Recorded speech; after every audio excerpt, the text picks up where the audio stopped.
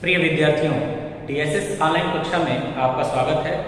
आज हम सभी हिंदी व्याकरण के अंतर्गत समास में समास के भेद के बारे में अध्ययन करेंगे।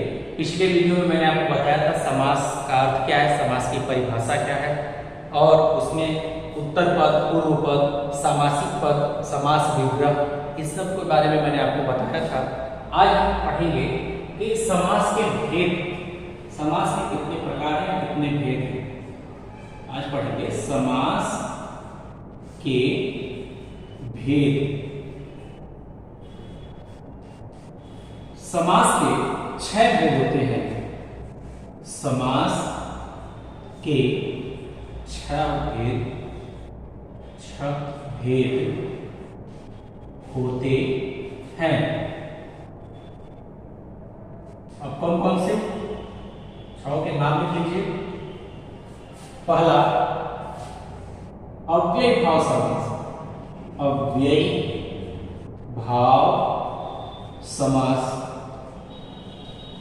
पहला है, अव्ययी भाव समास। दूसरा, तत्पुरुष समास। तत्पुरुष समास। तीसरा जो समास है वो है कर्मधारय समास। कर्मधारय समास। चौथा है द्विगु समास। द्विगु समास। पांचवा, द्वंद्व समास। द्वंद्व समास। और अंतिम और छठा और अंतिम जो समास है वो है बहुव्रीहि समास। बहुव्रीहि समास। यहाँ ध्यान से लिखिएगा, बहुव्रीहि जो है वर्तनी शुद्धि में भी पूछा जाता है कि कैसे व्रीहि का वह पे जो है बड़ी की मात्रा और वह पे छोटी की मात्रा होती है। ठीक है, तो ये हो गया समास के भेद। और हमने देखा कि समास के 6 भेद होते हैं, अव्ययी भाव समास, तत्पुरुष समास, कर्मधारय समास, द्विगु समास, द्वंद्व समास और बहुव्रीहि समास। अब इसको जो है क्रमबद्ध तरीके से हम लोग पढ़ेंगे, उदाहरण सहित मैं आपको समझाऊंगा और बहुत आसानी से समझ में आ जाएगा। तो चलिए हम पढ़ते हैं, आगे अध्ययन करते हैं अव्ययी भाव समास। कि अव्ययी भाव समास क्या है, किसे कहते हैं और इसके क्या नियम है, किन परिस्थितियों में जो है हम उस शब्द को कहेंगे कि अव्ययी भाव समासिक पद है या समस्त पद है, इसमें पूर्व पद प्रधान है, उत्तर पद प्रधान है, क्या होता है। तो अव्यय, जैसा कि नाम से स्पष्ट है, अव्यय, इसमें एक चीज आपको ये जान लेना है कि अव्यय किसे कहते हैं। अव्यय शब्द किसको कहेंगे, यानी ऐसे शब्द, अव्यय शब्द ऐसे शब्द होते हैं जिसमें कारक, लिंग वचन, कारक, काल, इन चारों के आधार पर इसमें कोई परिवर्तन नहीं होता है। कोई परिवर्तन न हो। ठीक है, अव्यय शब्द किसे कहेंगे, यानी ऐसे शब्द जिसमें लिंग, वचन, कारक, काल के आधार पर कोई परिवर्तन न हो, अर्थात इसका कोई प्रभाव नहीं पड़ता, वो ज्यों के त्यों बने रहे। ठीक है, अभी मैं बताऊंगा कैसे और क्यों। तो यहां आपने ये जान लिया कि अव्यय शब्द किसको कहते हैं। ठीक, अब यहां देखिए, यहां हमें पढ़ना है अव्ययी भाव समास क्या है। तो जिस सामासिक पद का, जिस सामासिक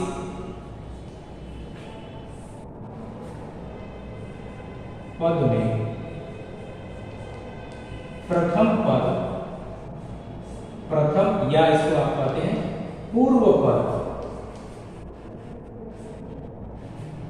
अव्यय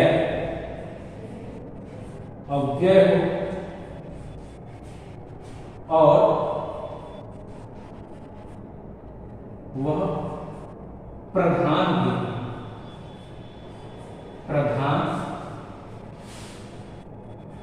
भी हो उसे अव्ययी भाव समास कहते हैं।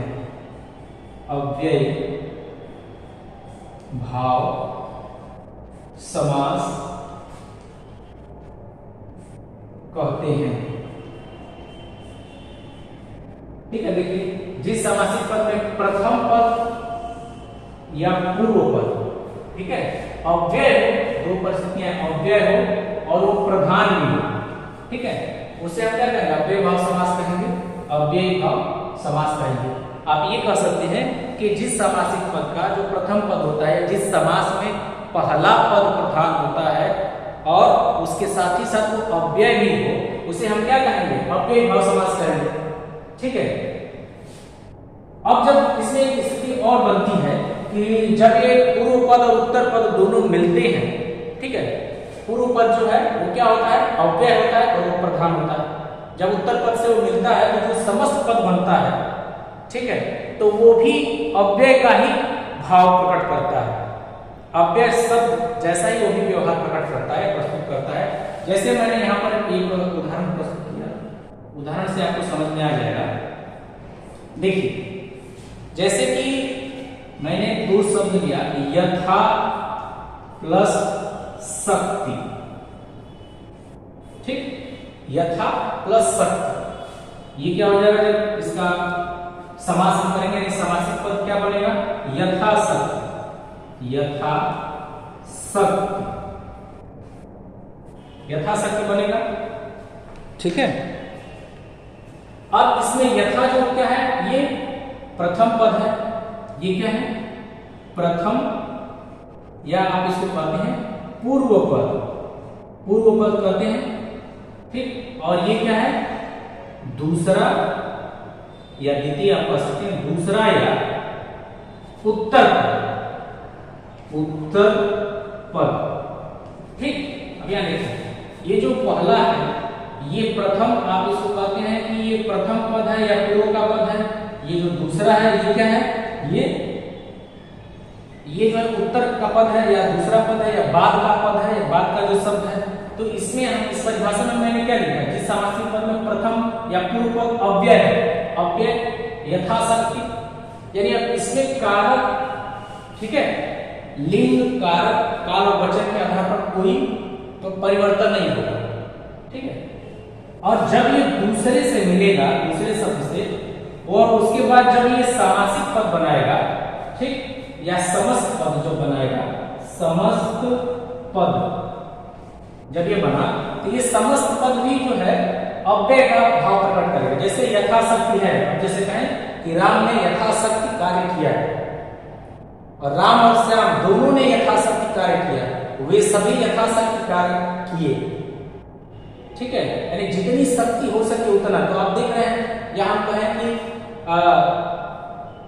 गीता ने यथाशक्ति प्रयास किया, तो इसमें आप देख रहे हैं कि हम लिंग वचन, लिंग बदल रहे हैं, वचन बदल दे रहे हैं। ठीक है, और उसके बाद से अगर काल भी बदल दें तब भी यथाशक्ति यथाशक्ति यथाशक्ति जो का त्यों है, इसमें कोई परिवर्तन नहीं आ रहा है।